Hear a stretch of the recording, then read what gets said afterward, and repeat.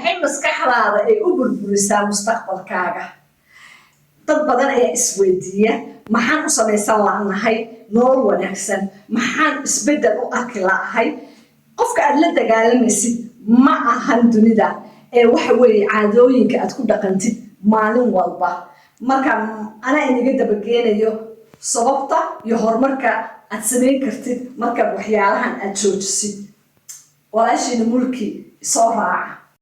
bismillaahi raxmaani raxiim. waa idin salaamay asxaabta meel walba adduunka aad ka joogtaan. waxaan igu salaamayaa salaanta muslimka. assalaamu calaykum waraxmatullaahi wabarakaatu. maanta waxaan rabaa inaan idin sheego sir weyn oo ay ku baraarugsaneen dad badan oo ay ogaadaan markay da'da sii korodho. sirtaasoo ah noloshaada ma beddesho go'aamada waaweyn ee aad gaadhid, balse waxa beddela caadooyinka yaryar ee maalin walba aad ku celcelisid. tusaale ahaan haddaan idiin soo qaado, kaba soo qabo nin ayaa dhisayo guri. ninkaas maalinta ugu horeyso wuxuu dhigayaa 7, maalin labaadka wuxuu dhigayaa 7 kale, maalin saddexaadka wuxuu dhigayaa 7 saddexaad. marka waxaa laga yaabaa dad baa bannaanka ka arkayo oo ka daawanayo ninkan maalin walba inuu 7 dhigo gurigan. way isweydiinayaan, waxay leeyihiin wax isbeddel uguma jeedno. yani ninkan waxa weeye meesha wuxuu sameynaya wax isbeddela kama soo socdo. balse 200 oo cisho kadib meesha waxaa ka soo baxayo guri. taas waxaan ka wadaa noloshaada waa saas oo kale. su-aashu waxay tahay, ma waxaad dhisaysaa mustaqbalkaaga mise waad duminaysaa? balse dad badan waxay aaminsan yihiin inay guusha ku timaado hal fursad, laakiin guushu kama timaado hal fursad. waxay ka timaadaa boqolaal doorasho oo yaryar oo ku ag yaala. markaas saas awgeeda ayaan dadka aan u jeclaystay inaan ku gubaabiyo guushaada gacantaadii ku jirtaa. markaad dooratid inaad 1 saac aad wax aqrisatid intaad ku dhumin lahayd 1 saac maalayacni. taas waa arrin aad iyo aad u muhiima inaad la socotiin Soomaaliya.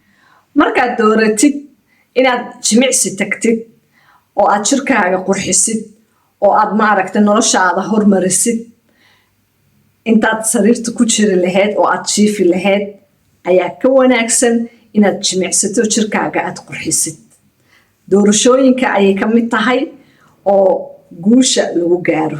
markaad dooratid inaad xirfad baratid oo aqoon aad yeelatid, waxa weeye waa oo intaad maaragtay TikTok maanta dhan mise social media asaad u rogi lahayd aad u daawan lahayd waqtiga kaaga dhumi lahaa. markaa saas awgeeda waxaan ka wadaa Soomaaliyey, guusha waxa weeye agagaarkiinay taalaa. waa fursado oo aan weligaa ku soo marayn. runtii saacadan xataa aad beer dareynaysid waa fursad.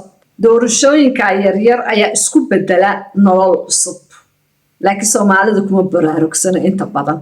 waa maxay Soomaaliya sirta dadka badankoogu ay seegaan?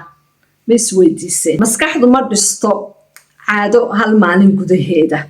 waxay ku dhistaa celcelin. maalinta ugu horeysa way adkaan kartaa, maalinta kale sidoo kale way adkaan kartaa.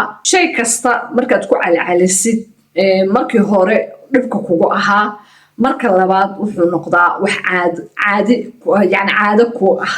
marka saas awgeeda ayaan ka wadaa shayga marka lagu celceliyo waxa weeye marka hore waa dhib, marka dambe laakiin easy buu kuu noqonaya. taas waa sababta qofka maalin kasta wuxuu aqriyo aysan ugu adkaanin, iyo sababta qofka markuu maalin walba hawshiisa dib ugu dhigo ugu noqoto caado oona ugu adkaato. runtii isku day tijaabadan ay walaashaada mulki ku siinayso.